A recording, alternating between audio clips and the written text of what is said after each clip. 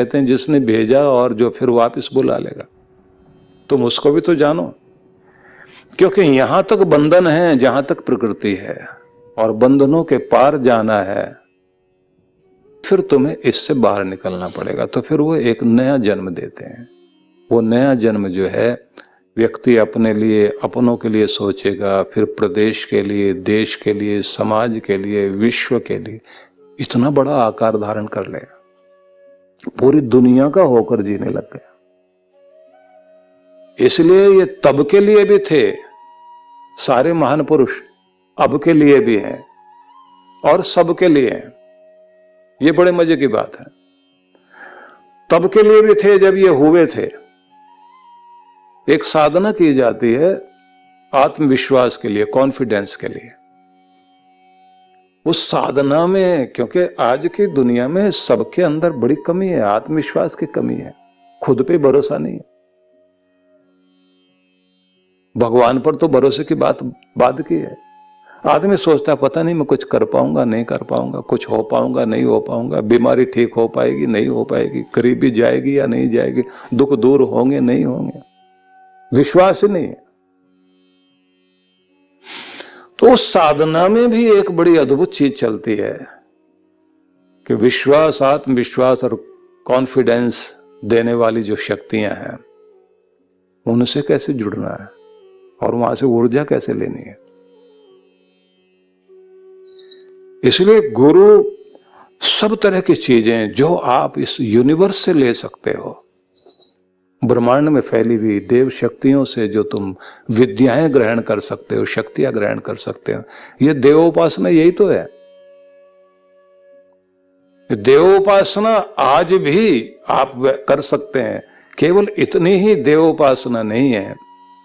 हमारे जो देव मंदिर है वो हमारे लिए एक प्रयोगशाला है, ये हमारी लैब है, ये वैज्ञानिक प्रयोग है जहां बैठ करके हम ब्रह्मांड की शक्तियों को, देव शक्तियों को, जो परमात्मा की शक्तियां, जो उन्होंने अलग अलग तरह की शक्तियां अलग अलग देवताओं को दे रखी है, इनसे तुम ये ले लो, उनसे ये ले लो, तो किससे क्या क्या लेना है। जैसे इस धरती पर भी उन्होंने 5 तत्व फैला के कहा कि इनसे अलग अलग कुछ लेना है, पृथ्वी से अलग कुछ लेना, जल से अलग कुछ लेना, सबसे आप कुछ ले रहे होते हैं, तभी तो आपका शरीर ठीक से चलता है।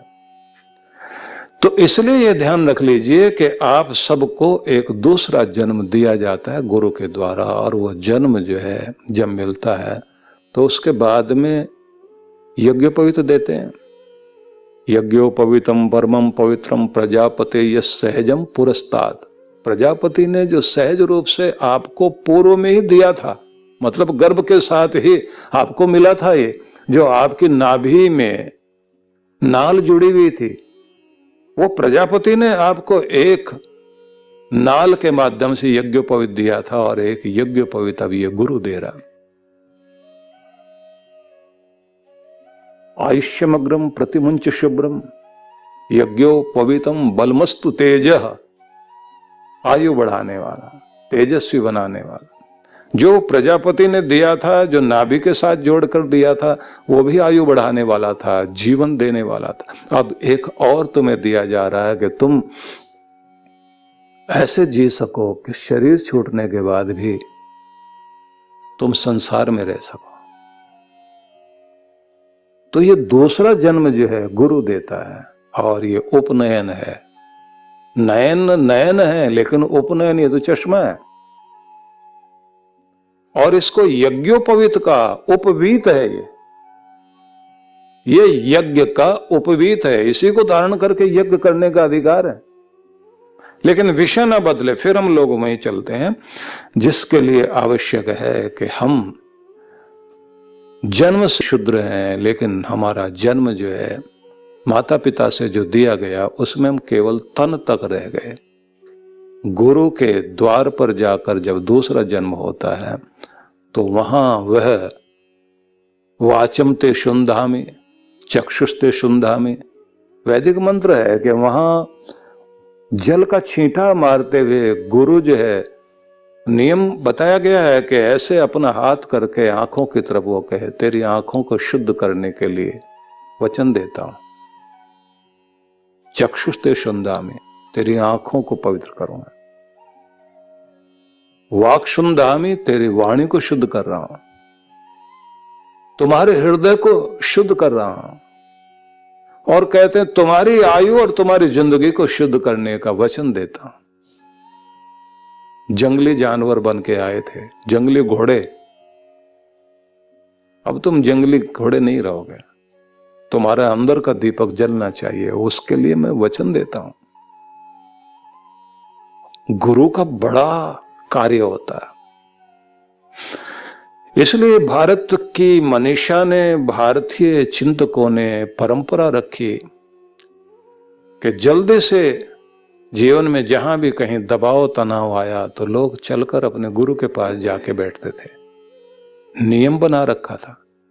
नियम ये भी थे कि तन से सेवा करके तन को शुद्ध करना और धन से सहयोग करके धन को शुद्ध करना है, और मन से गुरु के वचनों को चिंतन करके मन को शुद्ध करना है, और तपस्या के द्वारा आत्मा को शुद्ध करते हुए, समर्पण करते हुए ईश्वर के प्रति हम इस तरह जुड़ जाएं कि उसके परम आनंद को अपने भीतर भर लें। ये परंपराएं हमारी चलती रही। इसलिए इस देश में बहुत ऊंचे लोग, ऐसे लोग जिन्होंने अध्यात्म के शिखर छुए, और वो समय था कि जब हम लोगों ने अपने देश के अंदर दुनिया के लोगों को यहां आते हुए देखा। इतिहास कहता है, अगर 400 साल पुराना इतिहास अमेरिका का देखें तो वहां पर वे लोग थे जिनको कोई किसी तरह की समझ नहीं थी, जिनको ये रेड इंडियन बोलते हैं। कहां किस तरह के लोग, जो पुराने इतिहास मिलता है उसको अगर पढ़ें आश्चर्य होता है। वो कहते हैं कि किसी आदमी को मिर्गी का दौरा पड़ गया, कोई पागल हो गया, तो कहते हैं इसके अंदर भूत आ गया, इसको ले जाओ जंगल में, पेड़ के साथ बांधो और उसके सिर के ऊपर, माथे पर घाव करो। अगर घाव करने से और रक्त बहने से और ये थोड़ा ठीक होता है तो इसका मतलब है जी इसके अंदर का भूत निकल गया, फिर इसको ले आओ गांव में। और अगर जो है ये मर गया तो इसका मतलब भूत ले गया इसको। बड़ी बड़ी मूर्खताएं थी उनकी। समय के साथ हम देखते हैं कि 400 सालों के इतिहास के बाद उन लोगों ने कितनी बड़ी प्रगति की कि आज वो विश्व में एक बड़ी शक्ति बन गए। यद्यपि देखा जाए तो आपके देश का उपनिषद जब ट्रांसलेट करके यहां से बाहर गया और जर्मनी के अंदर हमारे वेद और हमारे उपनिषद पहुंचे, और फिर वहां का विज्ञान ऊंचा उठा, और फिर हिटलर के बाद में जब उनके यहाँ दूसरे विश्व युद्ध में जो कुछ भी पतन हुआ, यूरोप सबसे ऊपर था। यूरोप को अगर हम कहें सबसे ज्यादा समृद्ध, बड़े बड़े कल कारखाने, जर्मन लोग बहुत आगे थे, इंग्लैंड वाले लोग बहुत तरक्की कर रहे थे। उसी के बाद में पतन हुआ यूरोप का, और उसके बाद अमेरिका उठा। वहां के कल कारखाने सब, वहां की बुद्धिमत्ता, वहां के बुद्धिमान लोग सब अमेरिका में चले गए। और आइंस्टाइन जैसे लोग जो है भाग करके जिस समय अमेरिका में गए, और अमेरिका को ये पता लगा कि हमें बाहर से धन लाने से ज्यादा दिमाग लाना चाहिए। इंग्लैंड वाले लोगों ने दुनिया से धन खींच के अपने यहां लेकर आए। अमेरिकन लोगों ने ये नहीं किया, उन्होंने कहा ब्रेन लेकर के आओ। आपके यहां कहा गया प्रज्ञा पूर्व रूपम, श्रद्धा उत्तर रूपम। आपके शरीर के दो वस्त्र हैं जिनसे आपके कपड़े, जो आपका पहनावा बनता है, एक वो जो आप बिछाते हैं और एक वो जो ओढ़ते हैं। एक वो जो आपके पीठ के नीचे है और एक वो जो आपके वक्ष के सामने है। इन दोनों के बीच में सिलाई मार दी जाए तो आपका कुर्ता बन जाता है। यही तो है दो। एक पीठ पीछे प्रज्ञा पूर्व रूपम, प्रज्ञा तुम्हारे पीछे वाला भाग तुम्हारा वस्त्र है वो। श्रद्धा उत्तर रूपम, ऊपर से ओढ़ा गया, सामने से जो ओढ़ा गया है वो कहते हैं श्रद्धा। इन दोनों के बिना गुजारा नहीं होगा। श्रद्धा भगवान से जोड़ती है और प्रज्ञा जो है संसार में जीवन जीने के लिए आपको प्रेरणा देती है। इन ऋषियों ने जिस तरह से आपके लिए कार्य किया, अद्भुत कार्य किया। लेकिन जो हम लोग देखते हैं कि चाहे यूरोप है, अमेरिका है, किस तरह से आगे बढ़े, लेकिन अब एशिया महाद्वीप की बारी है कि ये उठे ऊपर, क्योंकि समय का चक्र चलता रहा। एक समय आया जब पहले वे अरब से लेकर मंगोल और उस तरफ के लोग इस देश में आए, यहां से भी कुछ छीन कर ले जाते रहे। फिर ब्रिटिश लोग आए, यूरोप आ गया। अब पूरी दुनिया में अमेरिका जो है वो कहता है सारी दुनिया तो बाजार है, अपना माल बेचना है। और बड़े मजे की बात तो ये है कि वो हथियार बना रहा है और लड़ने के लिए हम लोगों को बोलता है तुम लड़ते रहो, हथियार मेरे लेते रहो। वो ऐसा लोहार है, अपने यहाँ जो है लगातार उनके लोहे से लेकर के और पता नहीं कौन कौन से औजार बन रहे हैं, इधर भेजता है, सारे देशों को भेजता है। ये मेरा हथियार सबसे बढ़िया है, इसको ले लो। यूरोपियन लोग लग गए इसी लाइन में। फ्रांस बेच रहा है और अन्य देश बेच रहे हैं, वो हथियार बना बना के बेच रहे हैं। और इधर वाले पागल लोग जो है, पूरी दुनिया भर के लोग आपस में लड़ते हैं, उसके हथियार खरीदते हैं, जो नहीं लड़ता है उसको वो लड़ा देते हैं। अगर तमाशा देखना हो तो अभी भी आप लोग जो टीवी पे देखते हैं ना, 2 या 4 वर्ग बना करके बैठा दिए जाते हैं, वो 2 पक्षी हो जाते हैं, बीच में एंकर लड़ाता है उनको अच्छी तरह से। और उसके बाद में फिर जो है बीच बीच में भड़काने के बाद जब देखता है कि अभी गर्मी पूरी आई नहीं, तो अच्छी तरह भड़का के आखिर में रिजल्ट कुछ नहीं निकालता, रिजल्ट कुछ नहीं, वो लोगों के ऊपर छोड़ देता। इसको एंकरिंग बोला जा रहा है आज के समय में। और हम लोग अपने जो है ड्राइंग रूम में बैठ के अपनी चाय सामने रख करके तमाशा देख रहे हैं। गांव में जो है लोग, छोटे छोटे बच्चे जो 2 पिल्ले लड़ा रहे, काला और सफेद, अब दोनों को लड़ा के कहते हैं हाँ शाबाश सफेद, उसके बाद में कहते हैं काला तू भी पीछे मत रहना। वो जो बच्चा कर रहा है, वो जो कबीले वाले कर रहे थे, जो आप जंगल में कबीले वाले लोगों को देखते थे कि वो लड़ रहे हैं, वो सारी दुनिया को कबीला बना दिया इन लोगों ने। लड़ते रहो आपस में, सोचने के लिए कोई तैयार नहीं है। हरे कृष्णा। क्या आपको पता है इस्कॉन द्वारका रुक्मिणी कितना अजीब खेल चलता है। एक व्यक्ति अपना सामान बेच रहा है, वो कहता पूरी दुनिया बाजार है, तो हम क्या क्या बेचेंगे। तो वो अपनी बेचने वाली चीजें जो है दिमाग यहां से खरीद रहा है। हमारे यहाँ के पढ़े लिखे लोग उनको पहले अच्छी तनख्वाह देके कहते आ जाओ अमेरिका, और कमाल के लोग हैं, सारे भागे जा रहे हैं अमेरिका जाना है। अमेरिका में नहीं जा सकते, चलो कनाडा ठीक है, कनाडा में नहीं जा सकते तो इंग्लैंड ठीक है, इंग्लैंड में नहीं जा सकते तो इंग्लैंड का ही एक भाई बंधु और है ऑस्ट्रेलिया, क्योंकि वहां भी अभी भी विक्टोरिया का प्रभाव वहां पर भी अभी चलता है। वहां भागे जा रहे हैं लोग, अपने देश में नहीं रहना, बाहर की तरफ भागना है। इसलिए मैं आपको यह कहना चाहता हूं कि जो चालाक लोग हैं, दिमाग वाले लोग हैं, वो इस दुनिया में आपको बांध के घुमा रहे हैं, लेकिन प्रज्ञापूर्व रूपम, दिमाग यहां का वो रूप है जो आपको धरती के साधन इकट्ठा करने के लिए बोलेगा। लेकिन शांति से अगर जीना है तो एक दूसरी चीज चाहिए, श्रद्धा उत्तर रूपम, इससे ऊपर श्रद्धा है जो भगवान से जोड़ती है। गुरु दोनों चीजों के लिए प्रेरणा देता है कि तुम आओ, इस दुनिया में कैसे सफल होना है वो भी रास्ता देंगे, लेकिन इससे भी आगे एक और दुनिया है जिसके कारण तुम्हारी जिंदगी में सुख आता है, शांति आती है, रिश्तों में प्रेम आता है और परम आनंद की प्राप्ति होती है। क्योंकि पेट भरने के बाद में अगली समस्या यही होती है कि आदमी को शांति चाहिए, रिश्तों में प्यार चाहिए, जिंदगी में आनंद चाहिए। इन दोनों चीजों के लिए जब व्यक्ति तैयार होता, कहते हैं इसी को कहते हैं द्विजत्व की प्राप्ति। तुम द्विज हो गए हो, तुमने तन से शुरुआत की थी और ब्रह्म तक पहुंच गए, तो वो ब्राह्मण वाली बात है।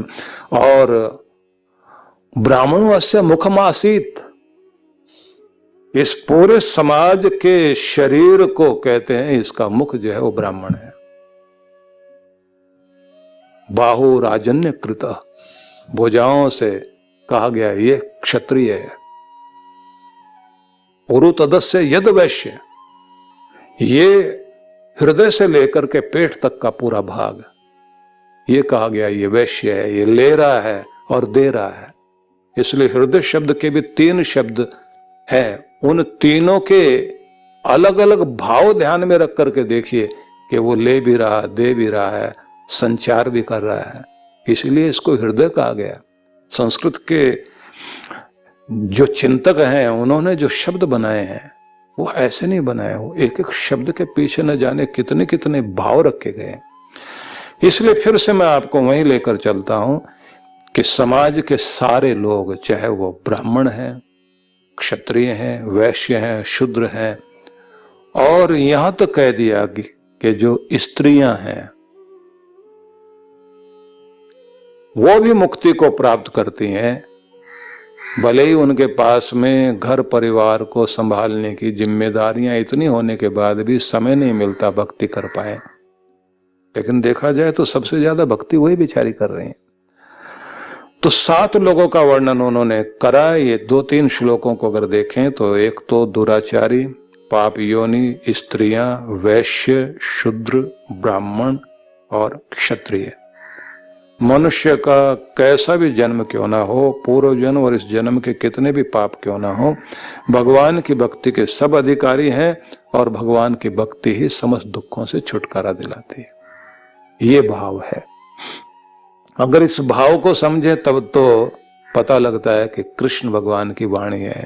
नहीं तो फिर ये दिखाई देता है, लोग जो अर्थ निकालने लग जाते हैं कि वो स्त्रियों को भी पाप योनि कह देते हैं और न जाने और क्या क्या अर्थ करते हैं, वो छेड़ना ही ठीक नहीं है। क्योंकि अगर आप श्लोक को वैसे अर्थ करने बैठ जाएंगे तो बहुत विचित्र भाव देखने को मिलता है। इसलिए मैं ये बात जरूर कहना चाहूंगा कि एक स्त्रैण व्यक्तित्व भी होता है। स्त्रैण व्यक्तित्व वो है कि जो पुरुष होकर के भी जिसके अंदर पुरुषत्व की, हिम्मत की कमी है, जिसमें हिम्मत की कमी है, और जो महिलाएं हो और उनके अंदर स्त्रैण तत्व न हो और उनके अंदर जो पुंसत्व हो, वो पुरुष वाला स्वरूप ज्यादा हो, मतलब महिला होकर मर्दानी चाल चल रही हो, तो महिला महिला नहीं लगेगी। और आवाज भी भारी हो। अब भारी भी ऐसे, हाँ, किसी किसी को तो आप देखें कि पति बोले या पत्नी बोले दोनों एक जैसी आवाज आती है। फोन पर तो ऐसे ही पता ही नहीं लगता भाई साहब बोल रहे हैं या बहन जी बोल रही हैं, और वो भी कहते हैं हम बहन जी हैं, हम बहन जी बोल रहे हैं। तो उससे भी ज्यादा समस्या तब आती है जब किसी के व्यवहार में ही पुरुष होकर के भी स्त्रैण स्वरूप दिखाई देता हो। चलना हिलना, वो चलते भी हैं वो उसी तरह से जैसे महिलाएं चलती हैं।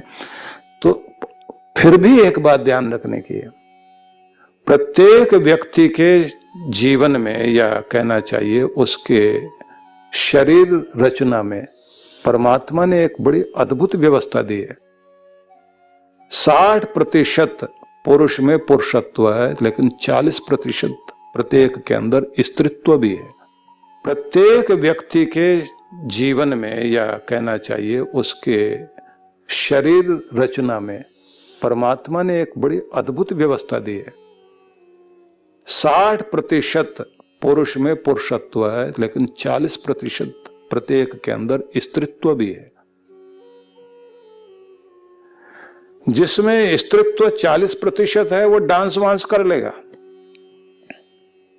और अगर किसी में जो है वो 30% या 25% ही स्त्रीत्व है, तो उनको आप कहें कि जरा डांस करके दिखाइए, वो कहेगा अपने बस का नहीं है। और ये आदमियों के बस की बात तो नहीं है।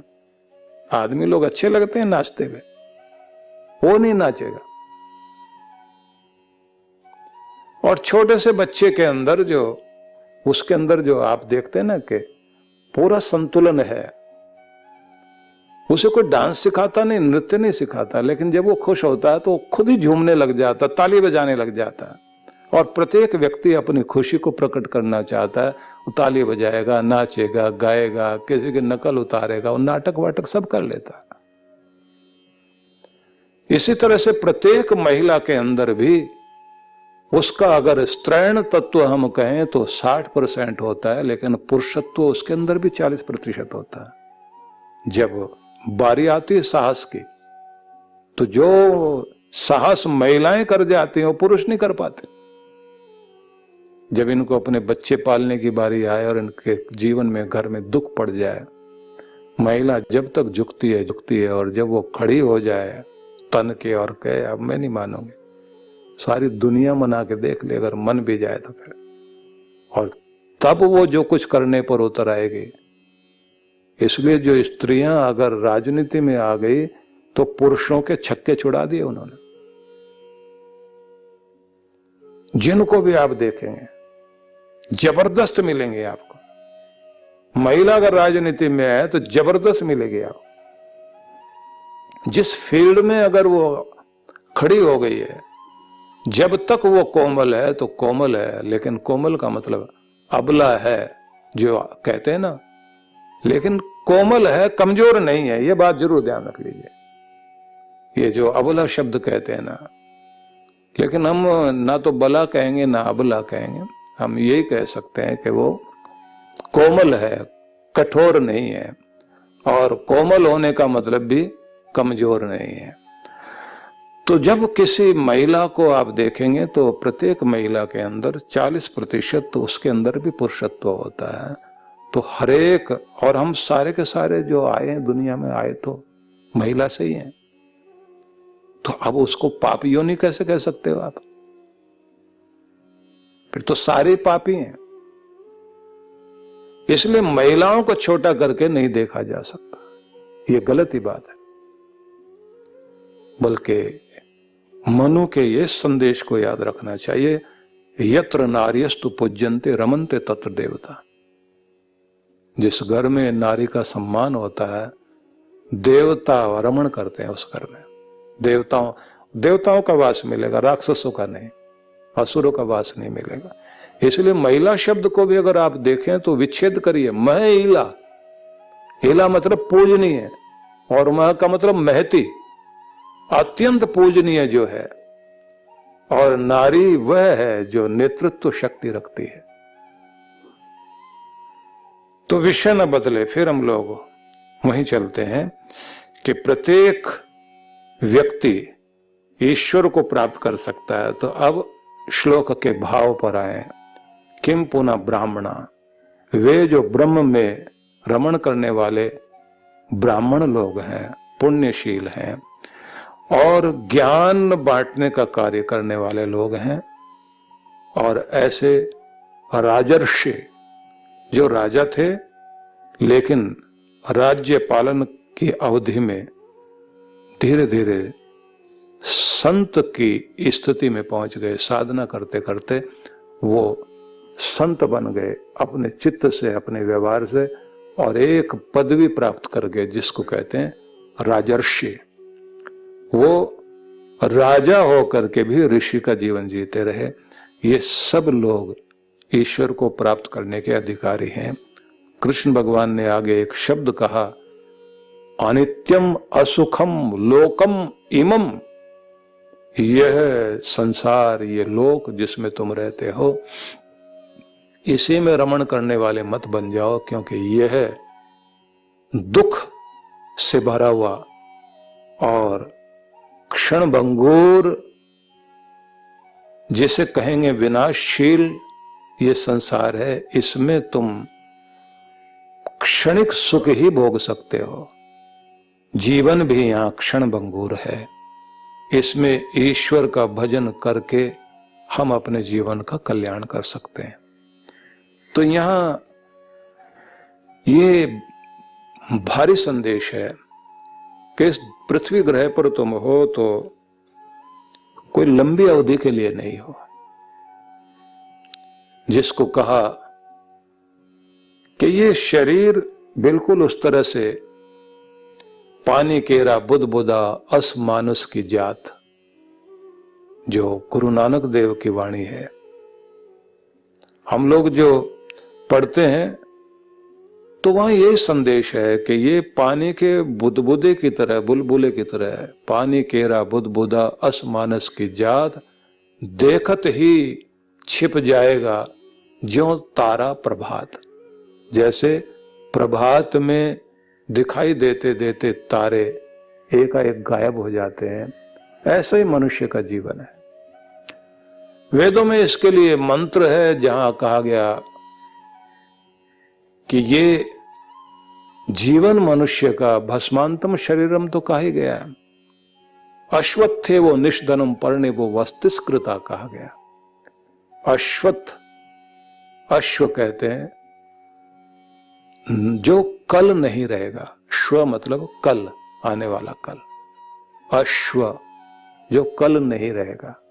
अश्वत्थ पीपल का पेड़, कि जैसे पीपल के पेड़ पर लगे हुए पत्ते की नोक पर ठहरी भी ओस की बूंद जब दिखाई दे रही है तो चमकती हुई मोती की तरह, लेकिन है क्षण भंगुर, पता नहीं कब गिर जाए और खत्म हो जाए।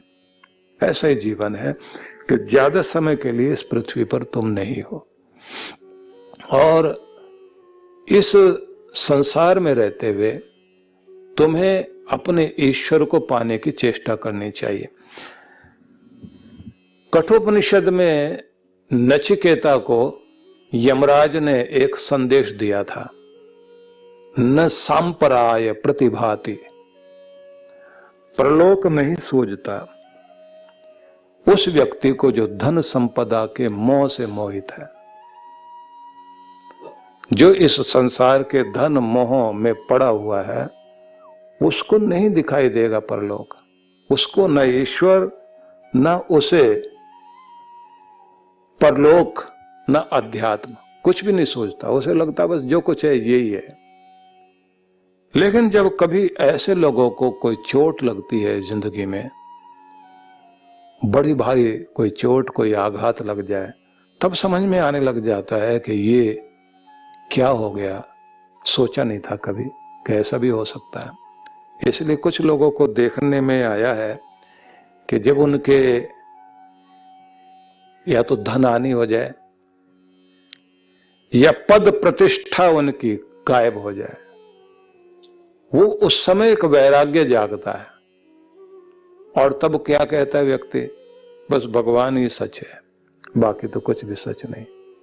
इसलिए ये जो वैराग्य है ये व्यक्ति को संसार से तोड़कर परमात्मा की तरफ लाने में सहयोगी बनता है।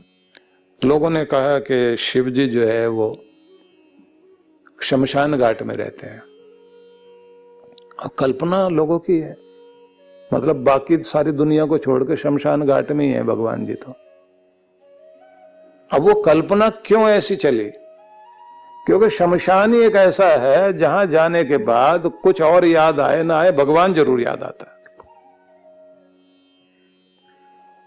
वहां जाते जाते हर एक आदमी एक बार चिता जलती हुई देखेगा और उसके बाद में फिर कहेगा, हे भगवान,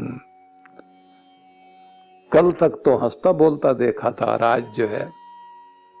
हाँ, वो लोग भी हैं जो व्यापारी हैं। तो कोई व्यापारी लोगों को देखा जो खड़े हुए हैं और चिताएं जल रही हैं, तो दोनों आपस में बैठे बात कर रहे हैं, लाला जी बाजार यहाँ भी गर्म है काफी। उनका मतलब ये है कि यहाँ भी काफी चिताएं जल रही हैं। उनकी भाषा वैसी होती है ना, मार्केट में काम करने वाले लोग जो व्यापारी लोग जो हैं। और वो पूछ रहा है सेठ एक व्यक्ति को, वो पंडित राम प्रसाद जी आप दिखाई दे रहे हो, आपके भाई नहीं दिखाई दे रहे। बोले वो आजकल अंबाला चले गए। क्यों? बोले यहाँ थोड़ा मंदा है, वहाँ काम ज्यादा है आजकल। मतलब उधर के शमशान घाट में ज्यादा इस समय जो है जरूरत पड़ रही है, तो इसलिए वो उधर की तरफ गए हुए हैं। आ जाएंगे इधर, कोई काम हो तो। राम राम, तो कैसा काम, ये तो होना ही नहीं चाहिए। मतलब आदमी वहां खड़ा है, बात भी उस तरह की करता है। लेकिन ज्यादातर लोगों को अगर आप देखेंगे शमशान घाट में पहुंचते ही, वहां जलती हुई चिता देखते ही, कैसा भी धीरज वाला आदमी हो, एक बार तो ध्यान हटेगा ही हटेगा और भगवान याद आएगा। इसलिए लोग कहते हैं शिव जी वहां बैठे हुए। हालांकि देखा जाए शिव हर जगह है, और शिव का मतलब ये है जो सबका कल्याण करने वाला है, भला करने वाला जो है, दुख हरने वाला जो है, वो शिव ही तो है। तो ये संसार जो है क्षणिक संसार है, क्षण भंगुर संसार है। इसमें अगर कुछ सत्य है तो केवल परमात्मा का नाम। इसलिए श्री कृष्ण ये कहते हैं कि तुम कुछ भी हो, कहीं भी हो, किसी भी स्थिति में क्यों ना हो, कैसा भी तुम्हारा शरीर, कैसी भी तुम्हारी अवस्था है, तुम भगवान का भजन करने वाले बनो, क्योंकि इसी से तुम्हारा कल्याण होने वाला है। तुम्हारे कल्याण के लिए कोई और दूसरा मार्ग है नहीं। पर ये चीजें ज्यादातर लोगों को बहुत देर में समझ में आती। हाँ, एक बात तो जरूर है, मैं आपको बताना चाहता हूं कि हर एक व्यक्ति की जिंदगी में एक समय तो आता है जब उसकी आध्यात्मिकता शुरू होती है। कुछ तो वो होते हैं जिनकी बचपन से ही होती है। जो बचपन से हैं तो समझ लेना कि वो पिछले जन्म का वो जो कृष्ण भगवान ने वचन दिया था कि जहां से तुम्हें छोड़ता हूं वहीं से मैं तुम्हें पकड़ लेता हूं। कुछ वे होते हैं जिनको 30-40 साल की उम्र में जाके भक्ति जागती है।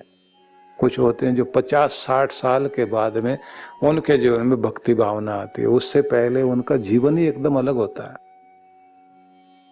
और कुछ ऐसे कमाल के होते हैं, वो आखिरी तक भी जो है, जब उनको बीमारी पकड़े हुए है और लगता है भी ये बचेगा नहीं हो, वहां भी अगर उनको कहा जाए ना भगवान का नाम लो, मानेंगे नहीं। और अगर ये कहे कि डॉक्टर ने कह दिया अब ज्यादा समय नहीं है, तो अब तो भगवान का नाम ले लो। बोले क्या करना भगवान का नाम, अब 15 मिनट के बाद तो आमना सामना हो ही जाएगा, पहुंच ही जाएंगे सीधे वहीं पर। उससे पहले तक नाम जपने के लिए तैयार नहीं है। तो ऐसे जो लोग होते हैं जिनको आप ये कहेंगे कि उनके जिह्वा पर नाम आएगा ही नहीं, भगवान का ध्यान करेंगे ही नहीं, तो उन्हें आप कह सकते हैं कि न जाने कौन कौन से ऐसी योनियों से होकर और ऐसी ऐसी दशाओं से होकर आए हैं कि उनके अंदर भगवान की भक्ति जागती नहीं। तो ज्यादातर लोगों के जीवन में भक्ति जाग जाती है, और जब भी जाग गई तो समझ लेना चाहिए इसी से हमारा कल्याण होने वाला है। इसलिए प्रयास ये होना चाहिए कि हम ईश्वर की भक्ति करें, अपने समय को भगवान को भी दें। और भक्ति का मतलब ये नहीं है कि आप जो कंठी माला लेकर सारा दिन बैठे रहें। कृष्ण भगवान ने तो रूप ही बदल दिया। उन्होंने कहा तुम्हारे कर्म जो भी तुम कर रहे हो उस कर्म को ही पूजा बना लो। तुम्हारी दुकान ही तुम्हारा मंदिर बन जाए, तुम अपने दुकान पर बैठे बैठे भी ये समझो कि ईश्वरीय कार्य कर रहे हो। आप ये समझ लीजिए कि जितनी भी पुराने ग्रंथों की धारणाएं थी उनका रूप कृष्ण भगवान ने बदल दिया, एकदम ही बदल दिया। उन्होंने यज्ञ की परिभाषा अलग कर दी, तप की परिभाषा अलग कर दी, योग को अलग बता दिया। जितने भी उस समय तक की प्रचलित चीजें थी सब में क्रांति करके एक नए शब्द को गढ़ा। कभी इस विषय पर जब हम लोग बारीकी से चिंतन करेंगे तब मैं आपको बताऊंगा किस तरह से कृष्ण भगवान के क्रांतिकारी शब्द हैं, उससे पहले की मान्यताएं क्या थी, किस तरह से माना जाता था, और कृष्ण भगवान ने फिर कौन से शब्द दे करके नए शब्द गढ़ दिए। और सच बात यही है कि किसी का के अंदर जब परमात्मा का बहुत बड़ा रूप प्रकट होता है, आंशिक रूप से या फिर सर्वांगीण रूप से, तो वो एक नया रूप समाज में देते देते हैं। जो संत जन है, गुरुजन है, उनके अंदर भी परमात्मा की जो भगवत्ता प्रकट होती है, वो भी तो युग के अनुरूप जो है शब्द देते हैं ना, और उन शब्दों के द्वारा जो है युग निर्माण होता है। इसलिए उन लोगों के नाम के आगे युग निर्माता बन शब्द जुड़ता है। उन्हें कहा जाता है ये युग के, एक पूरे युग के निर्माता है, एक नई धारा चला दी इन्होंने। इसलिए मैं ये निवेदन करना चाहूँगा, हमारी चेष्टा होनी चाहिए संसार को और जीवन को क्षणभंगुर माने। यहाँ हम सदा रहने के लिए नहीं आए, यहाँ जो है परमानेंट कोई भी नहीं है। जीवन परमात्मा का दिया हुआ उसकी अमानत है। संसार की प्रत्येक वस्तु जो है परमात्मा की अमानत है, और जो जिसकी अमानत है वो उसको लौटाना ही पड़ेगा। इसलिए जहाँ से कोई चीजें आई हैं वहीं वापस लौट भी जाएंगी। जैसे उसने हमको दिया है वैसे ही वापस लेगा भी सही। इसलिए जो हम लोग यहाँ दुनिया में आए तो मुट्ठी बांधकर अपने साथ अपना भाग्य लेकर आए, और जैसे हम दुनिया से विदाई लेते हैं तो खुले हाथों को सामने दिखाकर ये कह रहे होते हैं कि हम कुछ भी साथ ले जा नहीं रहे हैं, सब यहीं छोड़ के जा रहे हैं। इसलिए उसकी अमानत तो यहाँ सौंपनी ही पड़ेगी।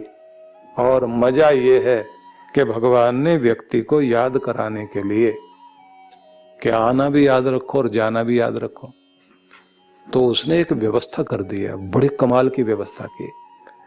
जब हम दुनिया में आए तो सबसे पहले क्या काम किया? सांस लिया। और जब दुनिया से जाएंगे तो सबसे आखिरी वाला काम क्या करेंगे? सांस छोड़ेंगे। ये दो चीजें होती हैं, आए सांस लिया और जब जाने लगे तो आखिरी सांस छोड़ दिया, और फिर सांस ले ही नहीं पाते। परमात्मा ने ऐसी व्यवस्था की कि एक सांस आ रहा और एक जा रहा है। आता हुआ सांस कहता जिंदगी है, और जाता हुआ सांस कहता बहुत भरोसा मत कर लेना, हो सकता बाहर गया हुआ वापिस ही ना आए।